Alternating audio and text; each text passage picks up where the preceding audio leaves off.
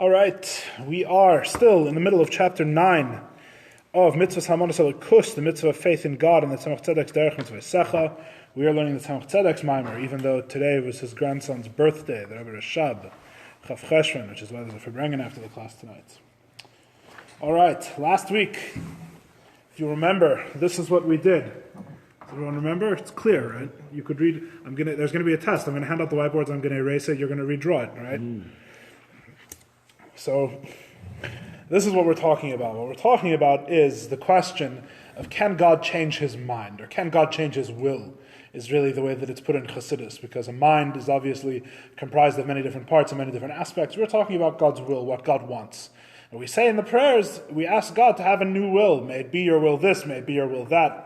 Our example in our Maimer was, may it be your will that the Beis HaMikdash should be rebuilt. We ask him to change his will, that he wants the Beis HaMikdash to be destroyed. We want him to want that the Beis HaMikdash should be rebuilt. So the answer to this question is twofold. There's two steps to the answer to this question. There are two answers. The two answers we give could be called the philosophical answer and the Chassidus answer. There's two answers to this question of how can God change his will. Does this, the implied problem obviously being that if God changes his will, that means there's a change in God. God cannot change because God is one, simple, indivisible, perfect, right? Why would he ever need to change? And yet we ask him to change his will. The answer to this question is twofold. The first answer to this question is the answer that is given in philosophy, that is brought from the philosophers, what the Tzemach Tzedek calls the philosopher's answer. The philosopher's answer is very similar to our answer earlier in our discourse about whether or not God's mind can change, or what does it mean that God thinks and that God knows things. The answer to that question is the same answer to this question. What does it mean that God can know? It means literally the exact same thing as what it means God can will.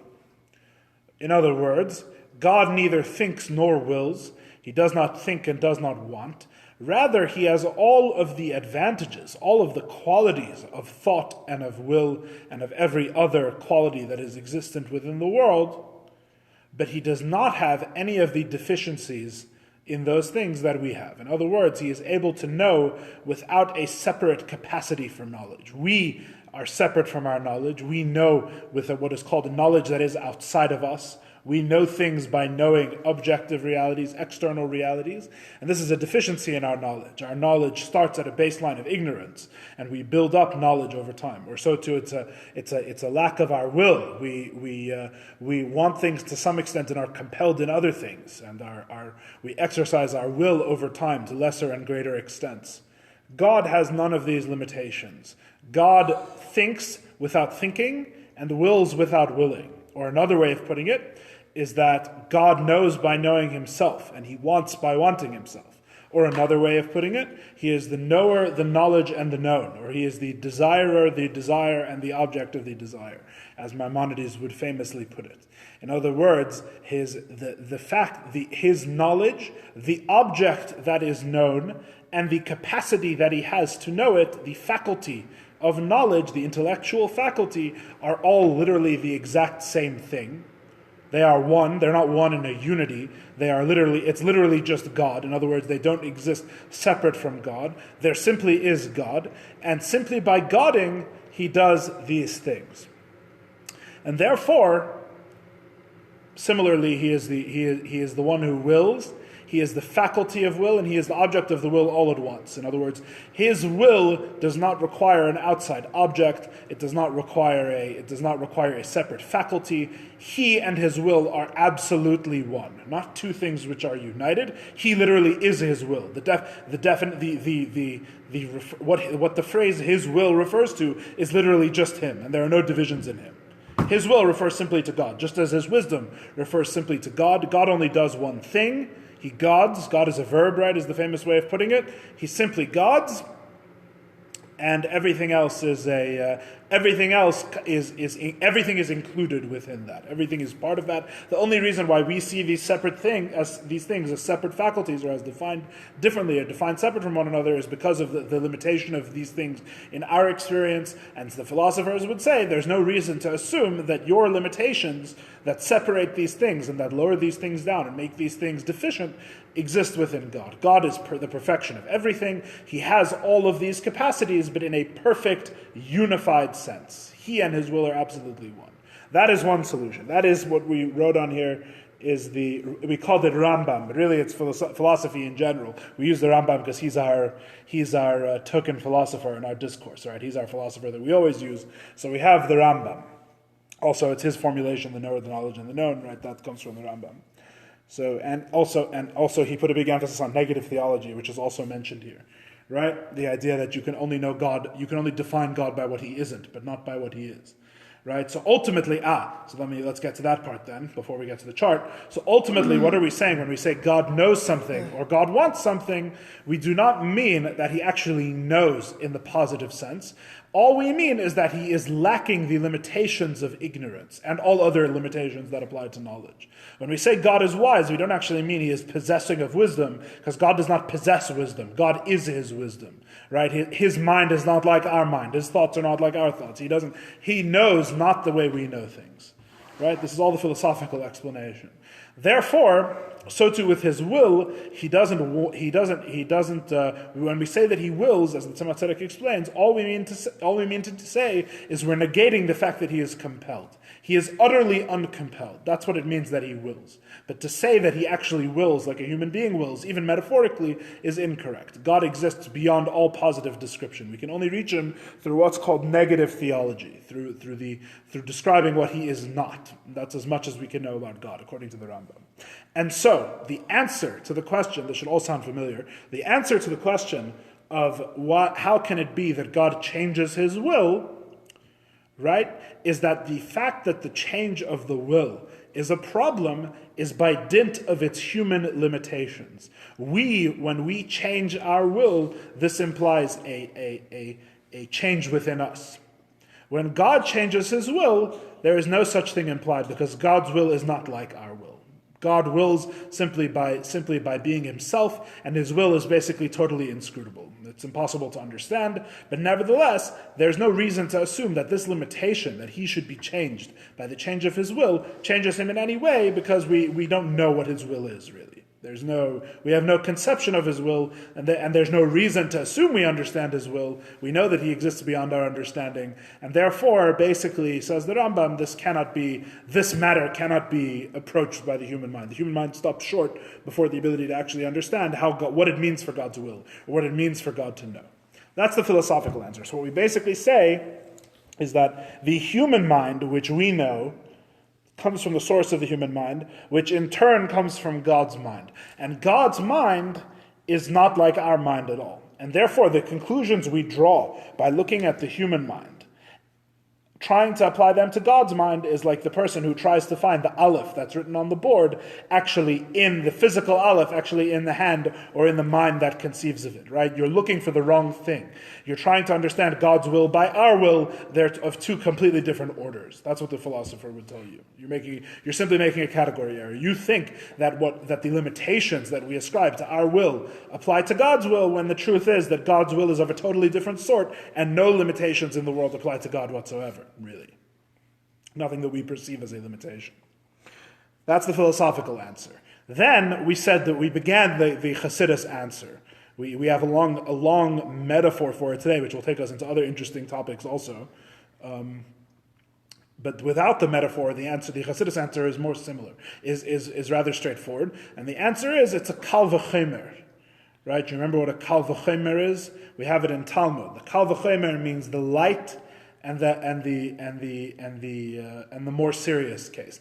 If it is true in the light case, then all the more so in the serious case, right? You ask your boss off for work, you say, "Can I take a day off work?" He says no, then you wouldn't ask him, "Can I take a week off work?" You can infer from the fact that he says you can't take a day off that you can't take a week off, right? The more severe case, the further case, is covered by the lesser case. This is a form of logic. That's implied in the Gemara. It's one of the laws for how to learn out the Torah, how to learn out the hidden meanings within the text that we read every morning. One of the 13 rules. Elsewhere, there's listed more rules, I think. I can't remember. I think 30 or 40, 48 maybe? I can't remember. There's another, something like that. There's another Brisa, there's another, or Tosefta, there's another Mishnaic source which takes those rules and adds even more detail to them. It's even more complicated than it seems. From the 13 rules, there's even more rules. But that's the general idea. So you have a lesser case and a more case. So what Tzemach Tzedek says is, if in the philosophical answer we have the assumptions of philosophy, then it's no problem that God can change his will. And therefore, in Chassidus, which is the more chamur, which is the more serious case, all the more so a change in God's will doesn't affect him. How does the all the more so works?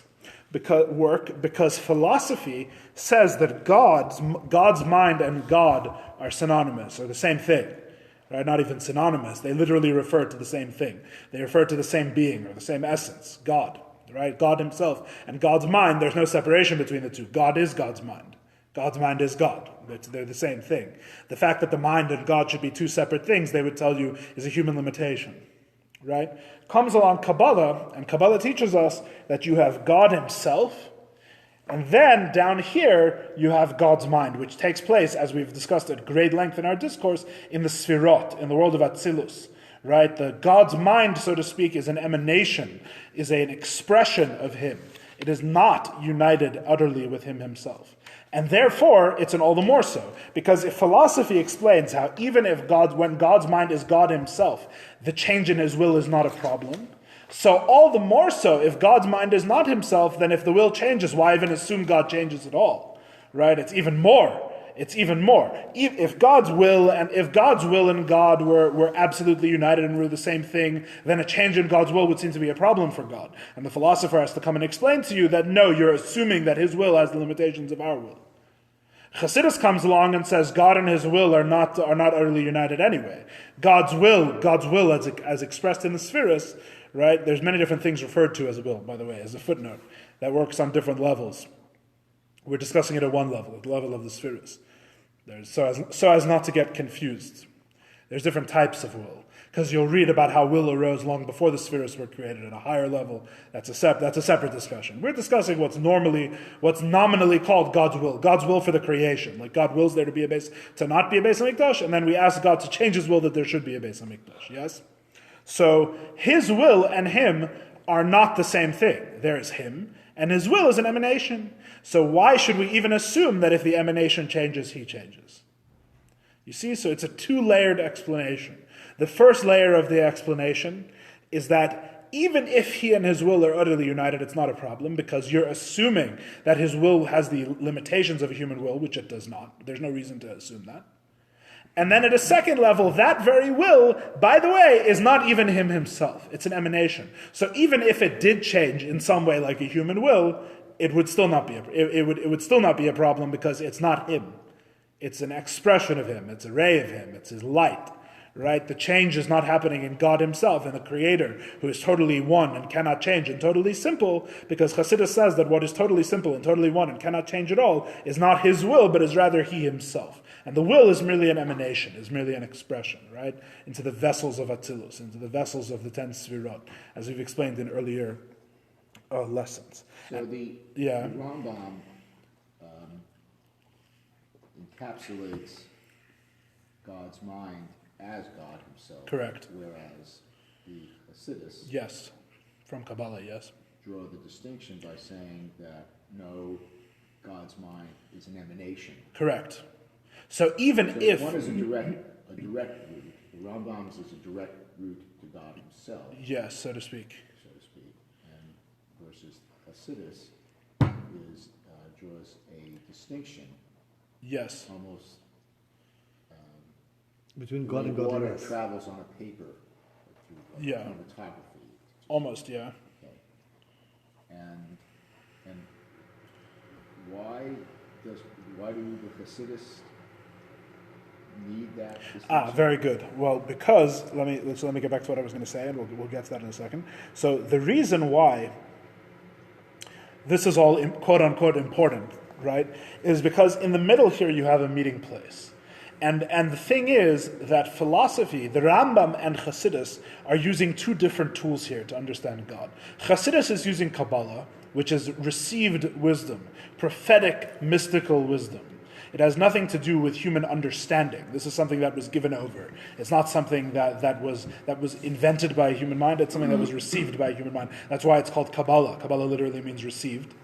As opposed to the Rambam's philosophy, which is literally man-made philosophy. It is the discovery of God using the mind and the laws of logic and the world as we observe it, and working back from the world, one arrives at the Creator. Now, for the Rambam's process, working up and using his negative theology, he arrives at God's mind. But to him, because all he has is logic and he has no revelation, he says that God's mind simply is God. Kabbalah, working in the opposite direction, says that there is such a thing as God's mind, and that is in the 10 spheres of Atzilus, the 10 vessels, the 10 emanations in the world of Atzilus, in the world of emanation. God's mind is something that emanates from God, it's an expression of God. And the thing is that the two things meet. So in other words, what this says is that a person using their intellect is able to grasp God's mind, God's will, and so to speak, to the extent that it is possible, all of these emanations from God. And these emanations are in turn emanated from God himself. And therefore, it is actually possible for a person to have a connection with God himself intellectually, so to speak. In other words, the Rambam was not pointing towards was not pointing with his philosophy towards a God that is totally unknowable. On the contrary, the God who is totally unknowable expresses himself in things that are more or less, or to some extent, knowable. Therefore, the mind and God can meet. As opposed to, so then you may say, well, why don't we just have only the philosophical approach? Yeah, the human mind, correct. The human mind and God can meet. Yes, because there's this shared ground in the middle, called God's mind, so to speak. Now, the thing is, so you may say, well, why not just stick to only the philosophical approach? But before you get there, yeah, the received wisdom part of it, is that what we derive through what, Scripture, Torah, or what? Yes, Torah, prophecy, absolutely. That's the holy books. You have the Zohar, the Sefer Yetzirah, the Bahir, the holy books of Kabbalah, divinely written. Through that, yeah, and through that we derive the Tzviros. Correct. We derive the Tzviros. We derive their nature. We learn all about this system. Meaning to say that the Rambam's the philosophical system ends here and doesn't see beyond this. As opposed to Kabbalah, which says there's a whole realm, infinite realms, above this. And in fact, even below this as well, that you wouldn't arrive to merely through philosophy. In other words, in the Rambam's eyes, there's only God in the creation. In the Kabbalah's eyes, the Rambam doesn't need defending at the moment. In Kabbalah's eyes, in the Rambam's eyes, there's only two things. There's God in the creation. In the Kabbalah's eyes, there's three things. There's God, there's the creation, and there is the emanation or the expression of God, of which philosophically there is no, you could say, proof or evidence or basis or warrant to think that there is such a thing. Logical derivation. But the Rambam didn't know that? He didn't know Kabbalah? I'm not here to defend the Rambam. I'm sure the Rambam knew everything. When I say the Rambam, I mean what the Rambam writes in his written system of philosophy. That's what I'm talking about. So so you may ask, why don't we stop at the level just of philosophy? Why do you even need the higher revelation? And that takes us back to the why do you need all of this? In other words, why don't we just have this? And aside from it not being absolutely true according to Kabbalah, aside from just the desire to pursue the truth and to know God, there is also the matter that the Maharal brought up. If you remember from the very beginning of our discourse, where the Rambam and the Maharal were engaged in a debate when they were arguing with one another, the Maharal of Prague. And the Maharal famously said that the Rambam's conception of God as being synonymous with his mind loses out on the utter simplicity of the Creator. We are, even though it is in a very abstract way, and we're doing it through negative theology, and we're saying we can't really know what God is, ultimately we are defining the Creator himself in terms of the world. We are saying that God is the being totally lacking in ignorance. But this means that our definition still uses the notion of ignorance. It still uses the notion of wisdom. It still uses the notion of will. These definitions, in other words, even though it's in a very abstract, in a very refined way, we are still ultimately defining God in terms of the world, which to the Maharal is unacceptable, because the God of Judaism is not defined in terms of the world. The God of Judaism is I will be who I will be. He is totally transcendent. He is totally unknowable. He is absolute simplicity, and to define him in terms of the intellect to the Maharal is unacceptable. So by this explanation, not only do we have God's mind, so to speak, in something like what the Rambam conceived of, but we also have the advantage that God himself is not defined by his mind. God himself is what he actually is, which is the absolute creator of everything, including intellect, including the mind, including the logic, including will. God is necessitated in none of these, even in a very refined way. The God of Judaism ultimately is exactly like the God you hear about when you're 4 years old and you're in Hebrew school, right? God can do absolutely everything. He is not bound by any definition or any limitation.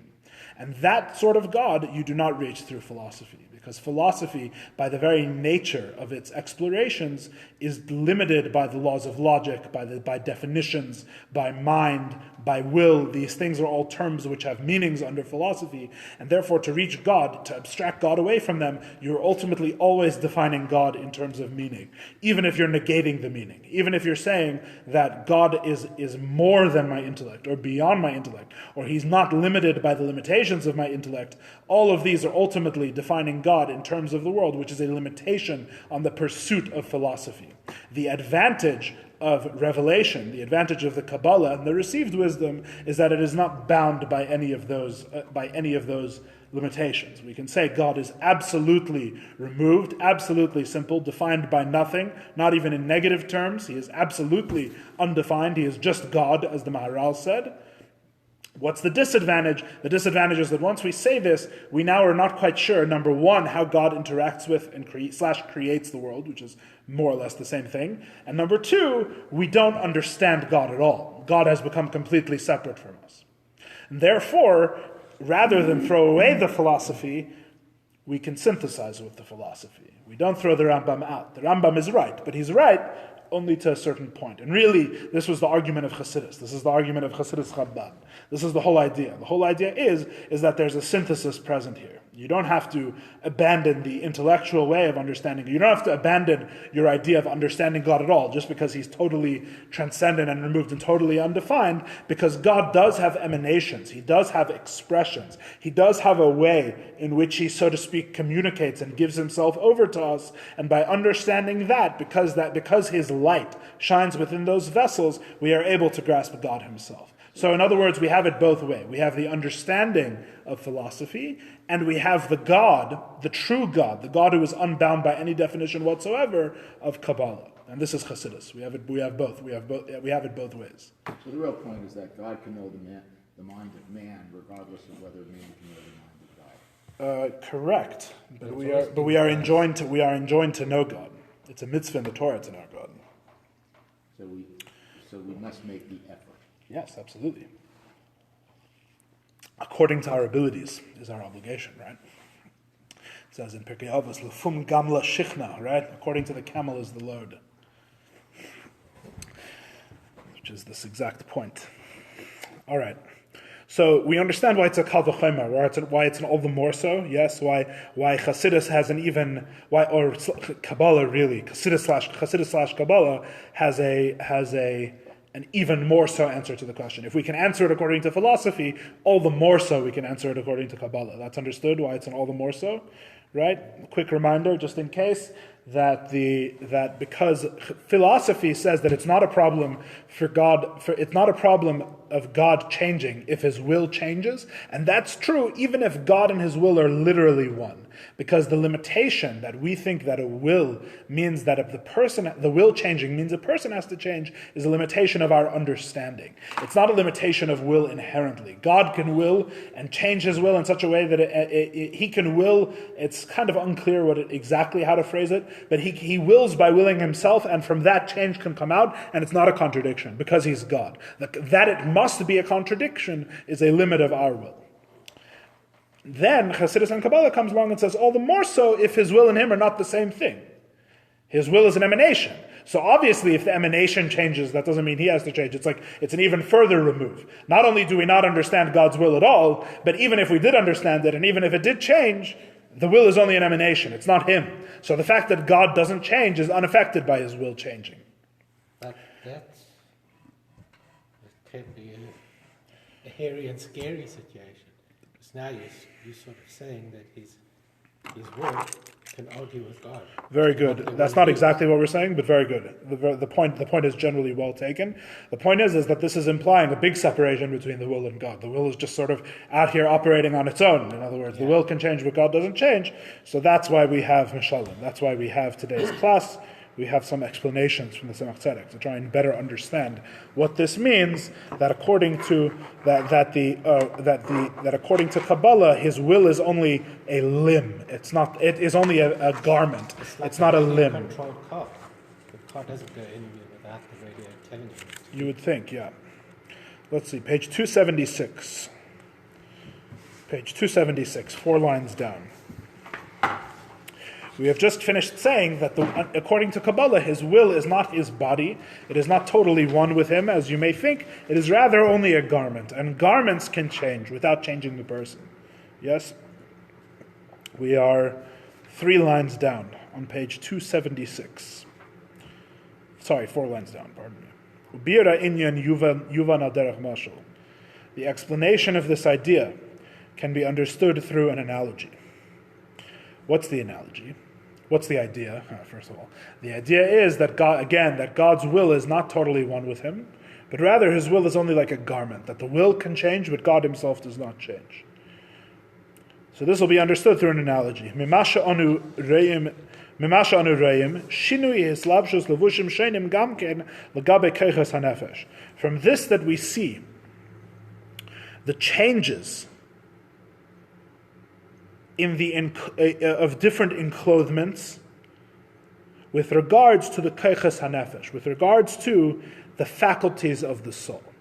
So again, what are we aiming at here? We're going to explain the soul. We're going to talk about a case with the soul, the human soul, from human experience, and how the human soul changes its garments, so to speak. It changes its external layer.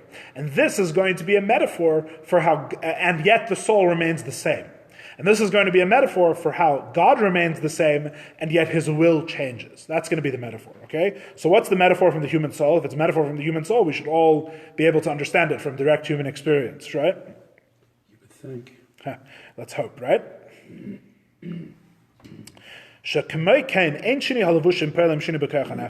That when the soul changes its garments, this does not affect a change in the soul's faculty itself. What's a soul's faculty? What does he mean by garment and faculty? So we have 3 levels, right? If you're paying attention, you have. Maybe I should have brought a marker and eraser. So you have the soul, the person themselves, which for our purposes, let's just say it's the very essence or the core of the person. It doesn't matter for us really as much.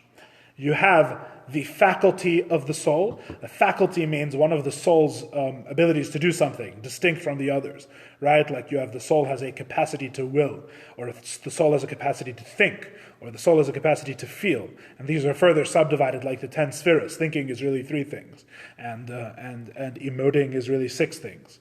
Right, the soul has a capacity for outward expression and outward action, which is only one faculty, but that one faculty affects itself through thought, speech, and action, which are the 3 furthest extensions of the soul. So long story short, the soul has layers. The soul is like God in the Kabbalistic understanding. There's the essence of the soul, but then there's all the expressions. And in the expressions, there's many layers. And we're talking specifically about faculty, the soul's ability to do a specific thing, and that faculty's garments. And we're saying that in this specific faculty, the faculty remains the same, but the garments change.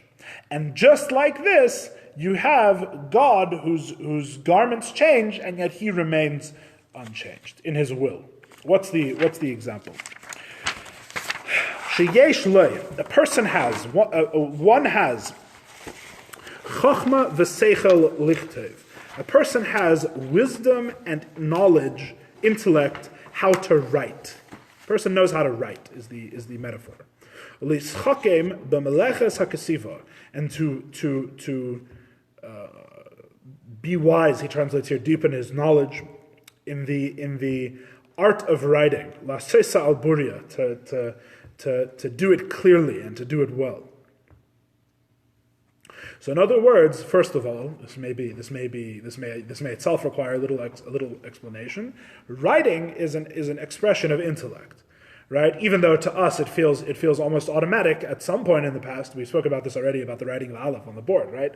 At some point in the past, everyone had to learn how to write. It was something that you're taught. Eventually, there's so much muscle memory, and you've done it so many times that it becomes like second nature. But the truth is that writing is something which requires intellect. In other words, the soul's relationship to how you write and how you express your letters is rooted in the mind. The mind knows the motions of the pen and how you have to move the pen or move the pencil to express yourself in a certain way, to write this letter or that letter. So this is an intellectual. This is an expression of intellect. This is something that you know how to do. And you can improve in your wisdom and your knowledge of how to write. You can learn more languages. You can learn to write more clearly, right? It's a chachma. It's a wisdom that impacts your motions and your abilities, yes? I'm just emphasizing this as you're going to see. It's important to get that clear. V'yesh b'sichle gamkein yediyah l'ischakem b'meleches ha'ariga v'hatzir. But you also have in your mind the knowledge to be wise and to know the craft of weaving and drawing and other crafts.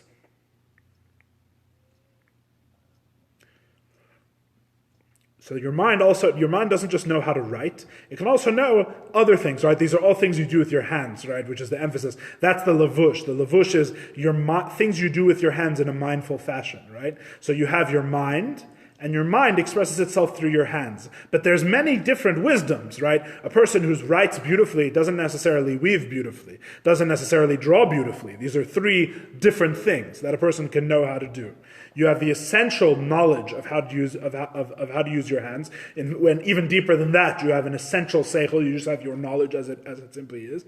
That knowledge is invested in the work of your hands, and the work of your hands, that knowledge is in many different areas, and the areas are not equal by every person, right? You could have a person who's very, very smart in as an artist and in knowing how to draw, but they can't write very well, for example, right? He says weaving. There's other examples. Fine. These crafts are different one from another in their mahus, in their whatness, in their very essence, right? These are simply different types of things, right? It should be clear and obvious that writing is simply not the same type of thing as weaving or drawing. It's a completely different chachma, it's a completely different craft. The wisdom that goes into one is simply not the wisdom that goes into the other, right? Everything I'm saying might sound obvious, but we may take a right turn fast that makes you feel like it wasn't so obvious. I know this from personal experience, learning this chapter earlier today. Kamei sheyesh hefresh bein mahus hakasiva lemahus ha'ariga. Just as there is a difference between the essential nature of writing and the essential nature of weaving. So fine. Ukshepel hamalacha nimshach keach mesichle. And when you perform one of these crafts, you are drawing down an ability from your mind.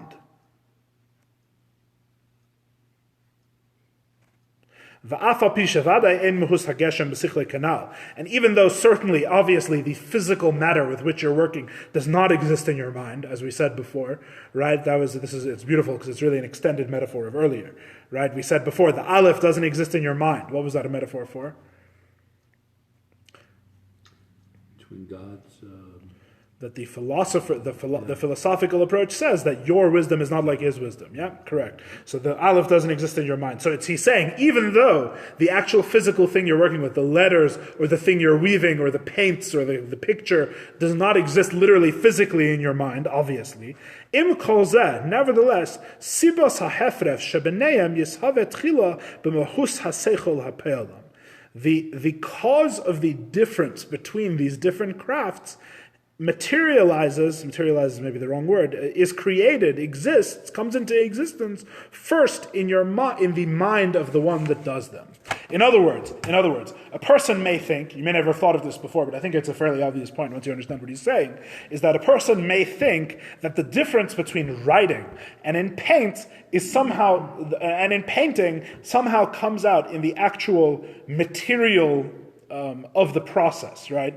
That one is producing letters and one is producing images. So since there's a difference in letters and images, that's the difference to the person between writing and drawing. That's why, because the letter and the image are inherently different physical forms, they're differently physical things that are different. A weaving, it's even more clear, right? Because that's not even making a mark on a paper. That's just creating something with the fibers or whatever. But you may think that the differences between these things come about because of the different physical matter with which you're dealing. And the Rebbe is saying no. The Rebbe is saying it's obvious, if you think about it, that the difference between writing and painting is already existent in the seichel, in your mind, before you even get to the physical material. In other words, the person's ability to write is clearly different from their ability to paint. It has nothing to do with the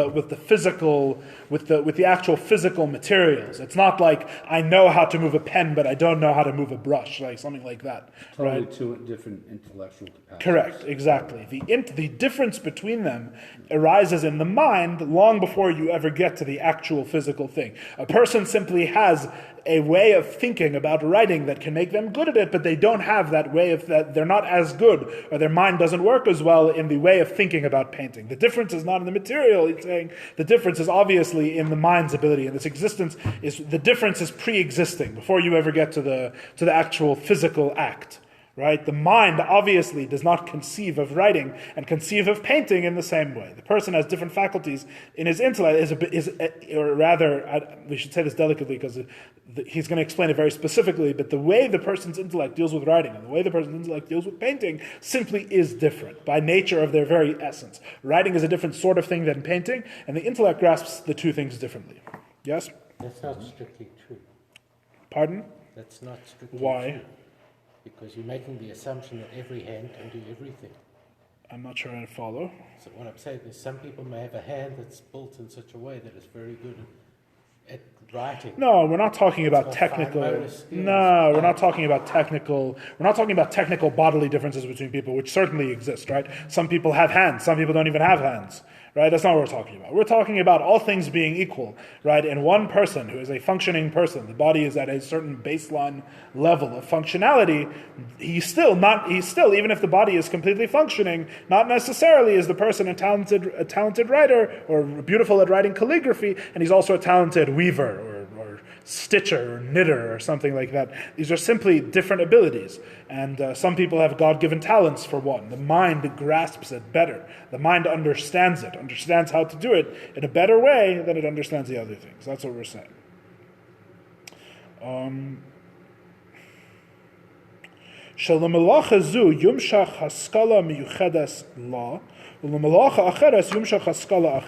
That for this particular craft, one type of knowledge and intellect is drawn down from the mind, and for a different craft, a different knowledge is drawn down from the mind.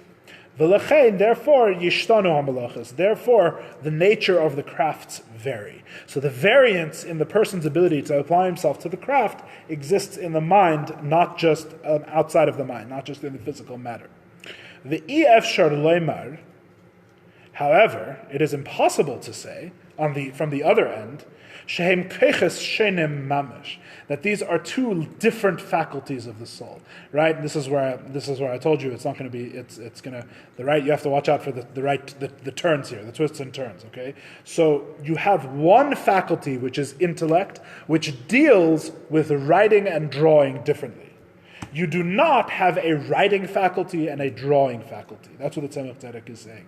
You don't have two literally different faculties. It's not that writing comes from a completely different ability in your mind than drawing does. They are both derivatives of the intellect. They're both something that you know how to do. It's one mind that deals with all of them. It's like a PC with one dedicated processor, right? Which I hate to use computer examples for the PC because people get the wrong idea and think that human beings are computers, which is definitely not true.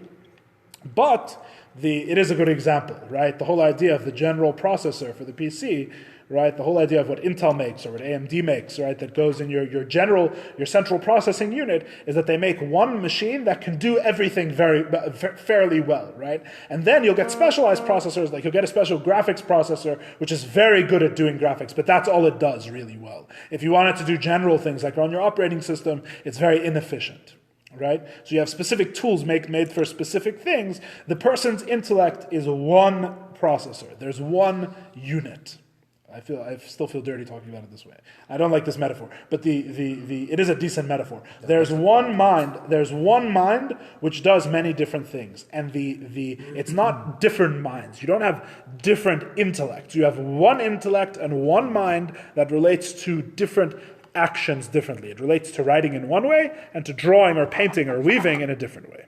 Just to make sure, is there a distinction I'm listening. between the mind and the intellect? No, mind and intellect here are being used interchangeably so far. You're right, I shouldn't use both words. It's probably overly confusing. Here they're being used interchangeably. So you might say the mind and its intellect. The mind, here we're calling it the mind and its faculties, is the translation of what Tzemach Tzedek is saying in the Maimer. The mind has different faculties. The mind has different, the mind is a faculty. Pardon me, maybe you're correct. It's the mind and its way of relating to different tasks is really how I would put it. We're using crafts as an example. The mind's ability to relate to different tasks is different. And we're saying that writing and painting, it's not that writing, here's what we're saying. We're not saying that writing and painting we're not saying that everything is the same. We're not saying that writing and painting is literally the same action, right? Because if you wanted to get very literalist and very sort of almost materialist in a way, you could say that what do you mean? It's just manipulating matter. All manipulating matter is the same with your hands, right? I need to move a pen to write. I need to move a paintbrush to paint. I need to weave things to create a tapestry or to knit or whatever it is. So I could just say, it's all motor skills. It's all the same, right? It's all the same thing. We're saying no. Writing and painting, this is the Chassidic understanding, writing and painting are fundamentally different types of things. They have a different mohus, they have a different nature. Writing is a type of thing, an independent, it's an actual thing. It's not just I happen to be moving a pen into letters or I happen to be moving a paintbrush into forms, into figures. It's actually a different type of thing. Writing is a different type of thing, painting is a different type of thing. The mind is one mind, but it relates to these two types of things differently. That's what we're saying so far. Ratzo leimar, which means to say, 3 lines down on page 278, that the ability of intellect, which brings into being a person's understanding of writing,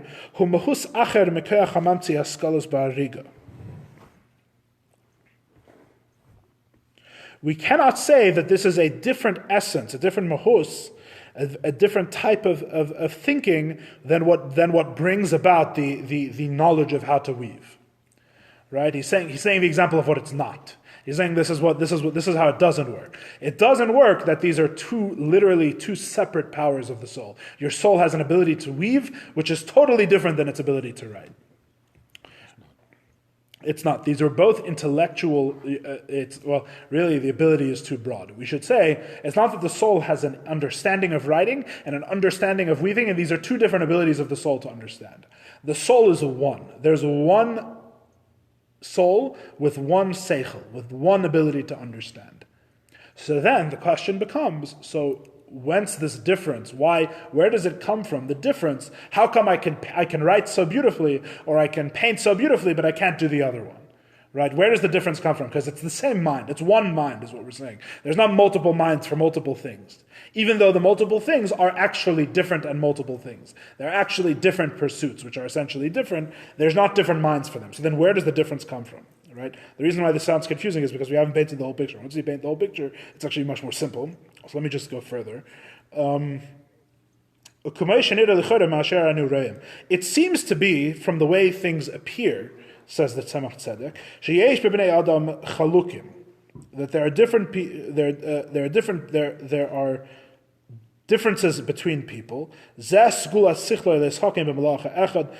one has the special you could say talent, intellectual talent to understand one craft, doesn't know a different one at all.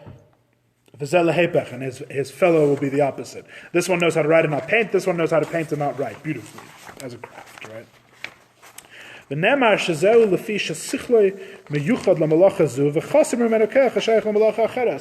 we might say, to those asking questions in the class, we might say that Tzemach Tzedek says it appears that that people are blessed with these different things entirely, and we might say that this is because one understands how to do this one thing, but he's missing the faculty for doing the other thing. He's missing the ability to paint entirely. Yeah, I can't paint at all. I personally can't paint, right? I can't draw. I'm not an artist. So what it seems that Tzemach Tzedek is saying from the outside, what you might think, in other words, this isn't true, right? What you might think is that I'm literally not created with the ability to paint. The ability to paint is totally beyond me. I simply don't have that gift. Painting is not within me, whereas painting is within a person who is artistic. Yeah, Shazeh Einoi Be'emes. The Tzemach Tzedek says this is not true. The faculty of the intellect is one. You have one mind. It is like hiyuli. The Greek word is hail. I don't know if that's how it's pronounced in Greek. Highly, maybe something like that. With regards to the intellect that is drawn from it, your mind is like the Greek hylic matter. The word comes from Greek. From Greek. In Hebrew, it's hiyuli. This is a concept which comes up in Chassidus and also in philosophy as well. Hiyuli is matter without form. That's what the hylic matter is, which to us is inconceivable. Right? Let's go back for a second very quickly and talk about, right, the form, or what we called in a different case the mahus, or what's called elsewhere the tzir, the form of the thing, philosophically speaking, and in this context as well, is everything that makes the thing a distinct thing.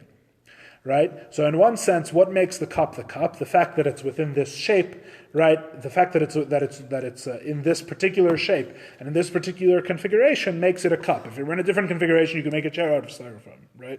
But in this case, you make a cup out of styrofoam, so it's a cup. That's the form it has. It makes it a cup and not a chair.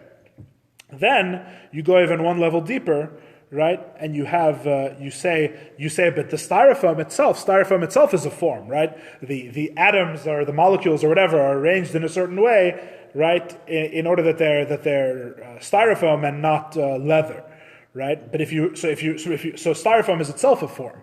It's matter in one sense because you can make a cup and a chair out of styrofoam. But in a deeper sense, the styrofoam itself is a form, right? It doesn't have to be styrofoam; it could be leather. So what makes it styrofoam is also a form, right? Everything is arranged in a certain way that its nature is styrofoam and not leather. Right? So what hylic matter is, what hiyuli is, and this is really what we're saying the nature of the mind is. This is actually what the mind is, which is an insight into the mind. The hylic matter, the hiyuli, is matter without form at all. The hylic matter from Greek, Hylic, in Greek, and in Hebrew hiyuli. The chemer hiyuli, the hylic matter. Hylic matter is matter with no form at all. Is matter with no form conceivable? No. Impossible to imagine, because anything... Yeah. What, magnetism? No, matter, it's a thing, but it has no form at all. Magnetism doesn't have a form. Is magnetism a thing? It's not matter. Is magnetism matter? It is a matter. To the extent that it's matter, I assure you it has a form. It has no form. I assure you to the extent that it is matter, it has a form. At the electron level. So the electron is a form? I don't know what to tell you. A force is not the same thing as matter. A force is not a thing. They're mutually exclusive. But it's still a matter. No. Energy may be matter, but a form is not. But merely a force with no explanation, like gravity. You say the same thing for gravity? It's the similar form, yeah. No, it's not matter. It's not a thing. It's not a thing. It's a behavior of a thing. It's not a thing. What's gravity? No source. What? Where's the source? If you find the source and you find out that it's a thing, I assure you it has a form. So the form and matter is what makes something a thing. So the hiyulic matter, the hiyuli, is matter without form. It is formless matter, which is not conceivable. It is matter before any form is assigned to it, right?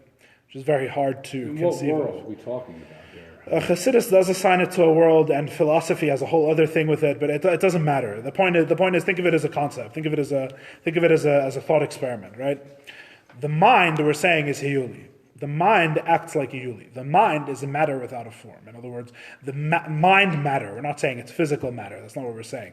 We're saying that the nature of the mind as a spiritual being is like hiyuli. It takes on whatever form you desire. Right? The mind can think about painting, it can think about writing, it can think about unicorns, it can think about rainbows, it can think about the stock market. Your mind can think about anything, right? The very fact that it can think about anything means its form is not inherent to it, to some extent, right? Whatever that means. Obviously. What? Stem cell. Yeah, like a stem cell. That's one other way of putting it, right? It can develop into anything. It can be used, it can be nudged in any direction and can become anything. That's the nature of the mind. The mind can take on any different form in that sense. So to an extent, it's like the Chomer Yuli. That's what we're saying. It's really a metaphor because mind is obviously mind and not other things, right? Mind obviously does have an inherent nature to some extent, right? An inherent form. Forms can be spiritual as well, by the way, not just physical. It's all different matter. I was just saying the Chomer Yuli as a side point. It's a metaphor, right? That's the point. The point is the mind is hiyuli. The mind has no inherent form that preventing it from taking on the form of whatever you want. The mind takes on the form of all different things that you encounter, whatever you're thinking about. In other words, what he's saying is that you don't need a different mind to think about painting and a different mind to think about writing. Your one mind can think about anything. That's the whole point. The whole point is that God gives you a mind which by its nature is able to do all of these different things, right? It's again like the processor. It's able to take on any of these forms. Your mind can do writing at one moment and be thinking about your taxes at a different moment, and it's not two different minds. And indeed, there is no subjective perception of it being two different minds. The subjective perception is always that it's one mind. It's never let me switch to a different part of me to do the taxes as I do when I'm thinking about calligraphy or thinking about how to choose words in my speech or choose words in my writing or all these things. There's never a perception of let me put on my other hat, let me switch to my other function, right? That simply doesn't happen, right? The mind does all of these things. So why the difference? Why then is drawing so difficult, but writing is so easy for some people and vice versa for other people? Yeah, that's the question. And the answer is, a person apparently can think about whatever they want, which many people can do both things. Many people can both think and draw and paint. And you don't feel that at one moment when you're doing one task, you're drawing from one place within you, that it's one faculty, then you switch to a different thing, it's a different faculty, right? It's different than, say, what's an example? It's different than thinking and feeling love. Thinking and feeling love are two different faculties. They simply are. It's very hard to describe, but from subjective experience, everyone knows that this is true. Thinking and loving are simply two different things your soul do, right? Some might argue that they're the two opposite things, right? That the two things can't be further one from the other, right? Is one way maybe of thinking of it. Other people may argue that on the contrary, they're related. It's a discussion for a different time.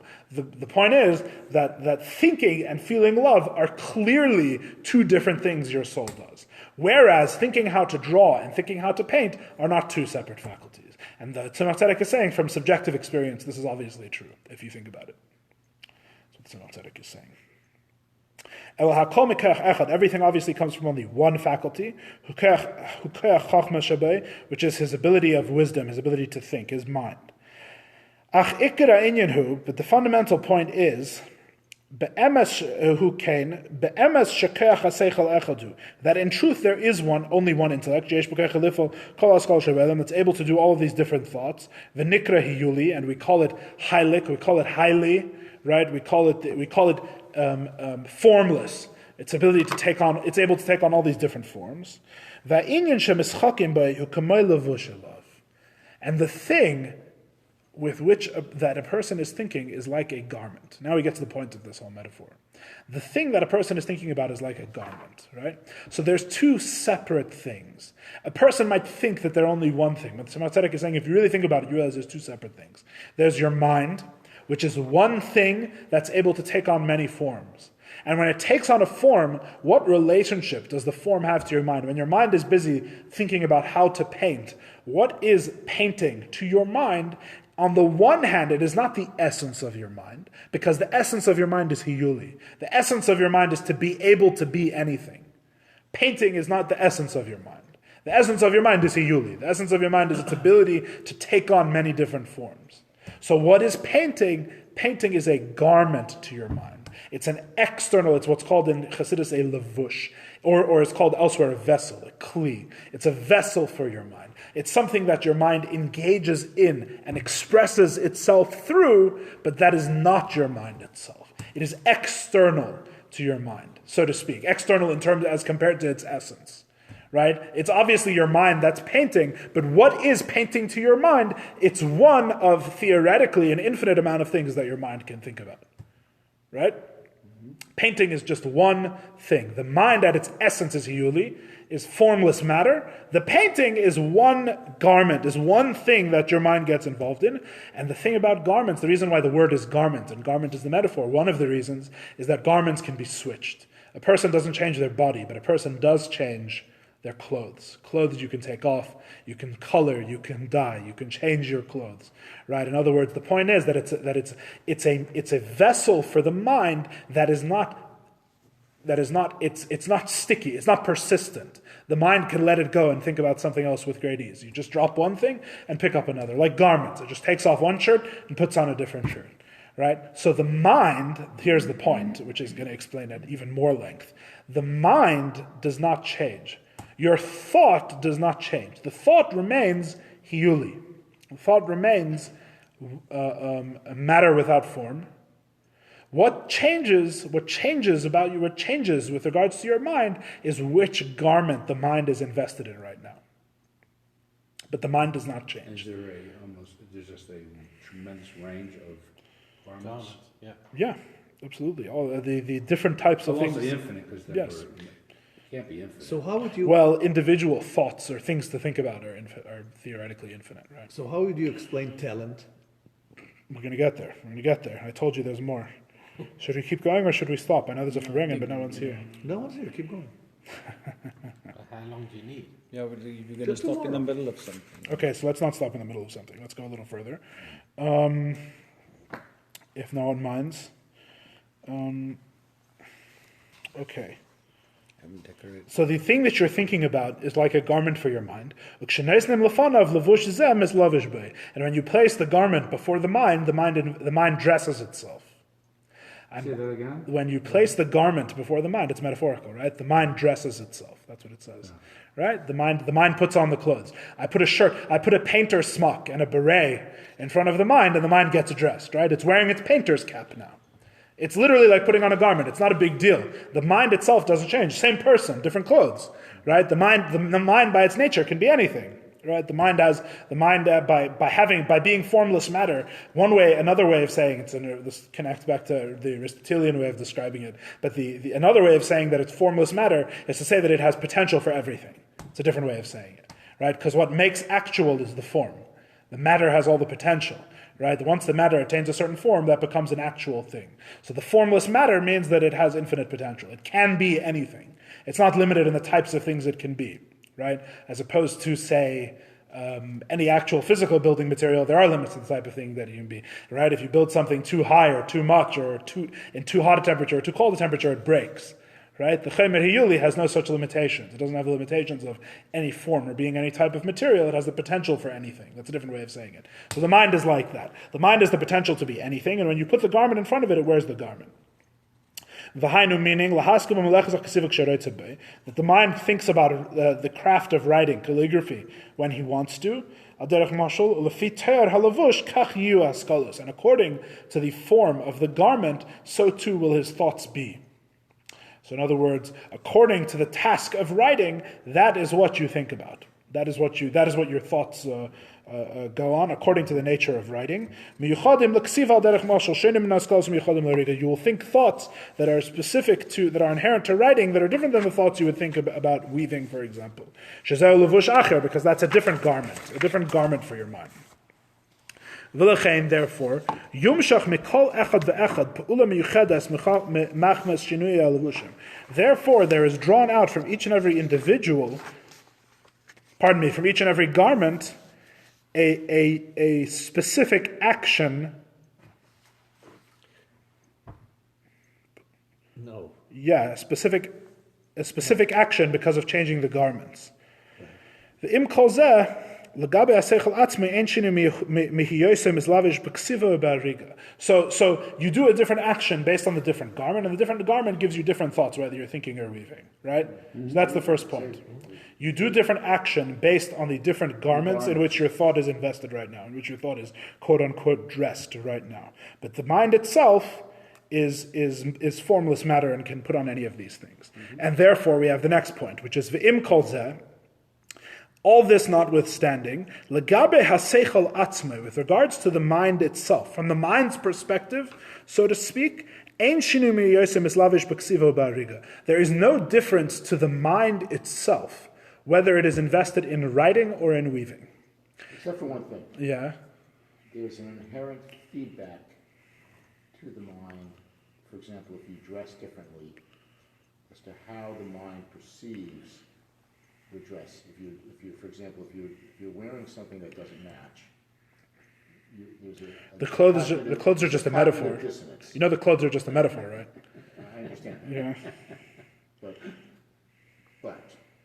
in the same way, when you take an action, when you write something, when you paint something, if you were to paint something, if you play something, Yeah. okay, there's a feedback mechanism back to the mind.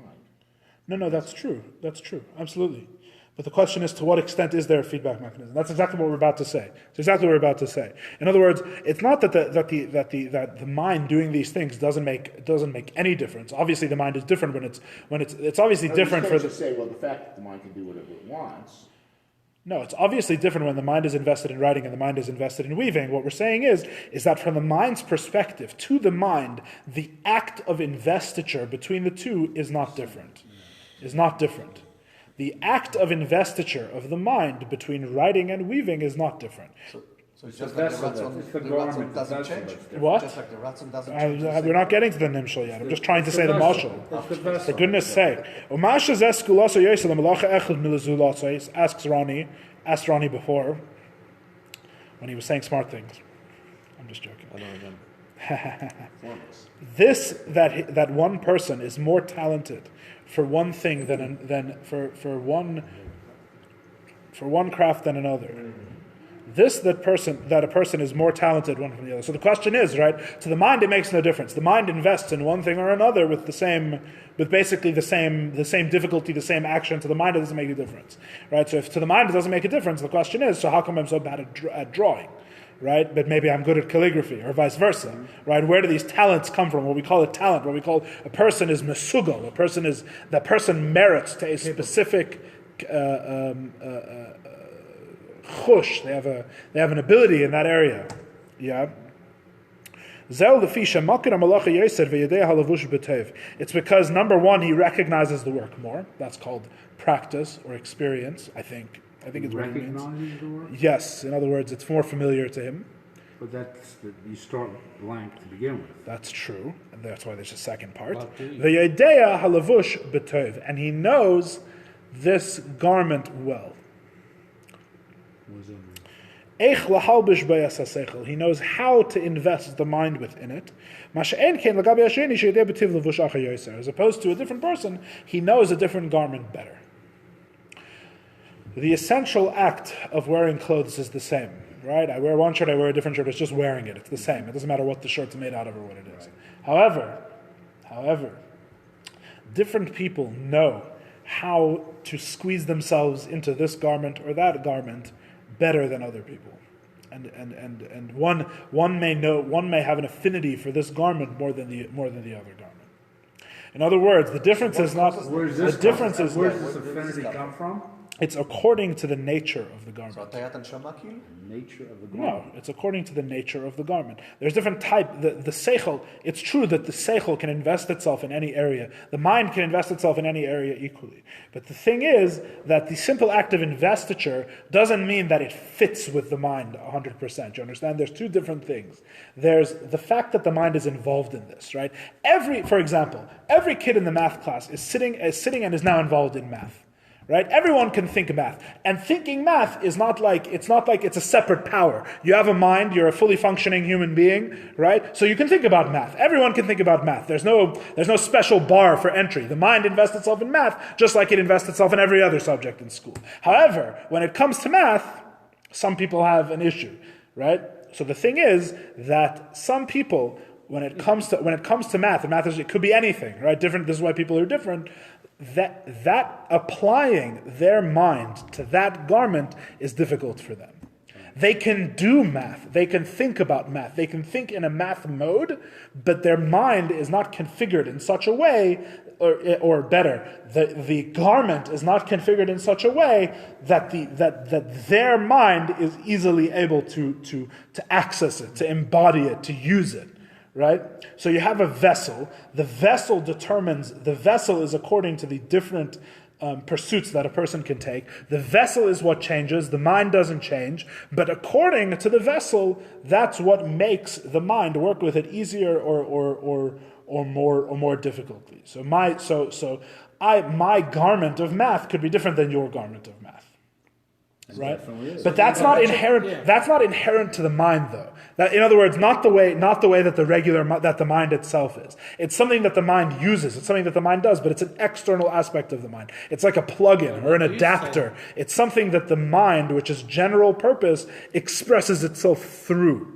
I have a garment for math. And my garment for math, when I put on the garment of math, it either is easier for me, the garment allows my mind to pass through it more easily, or my garment, I don't recognize it as well, I don't know it as well, and I don't know how to use it. Which I think, if you actually think about it in subjective experience, this is very much how it works, right? In other words, if I were to apply myself to painting, I understand the general idea, right? I mean, I never took a paint class or anything. But the thing is that I don't understand how to translate the general idea into the actual painting on the page.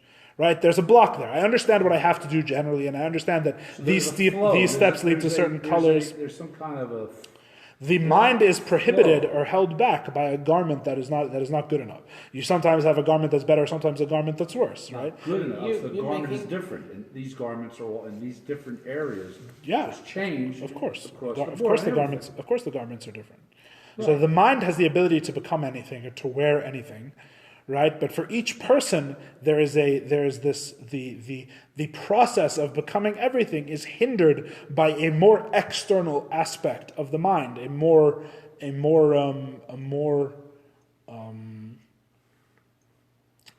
vessel-like aspect of the mind, a garment which makes becoming this form either easier or more difficult.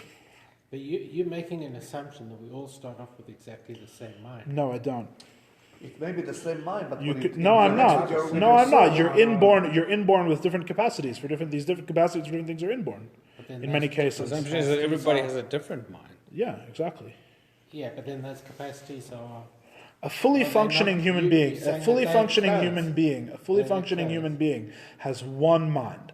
The one mind can take on many forms. The mind is not inherently bound to a certain form. However, that does not ensure that every form or every garment that the mind takes on is taken on with the same ease, number one, within the person, and number two, with the same ease as everyone else. Some people, their mind and this certain form, this certain garment, have an affinity one for another. It's particularly easy for them. Affinity. I don't know. It's like a loose... Why? What's so loose about it? It's specialization. What it is. Mine has dinner. Thank you very much. All right, I guess we're done.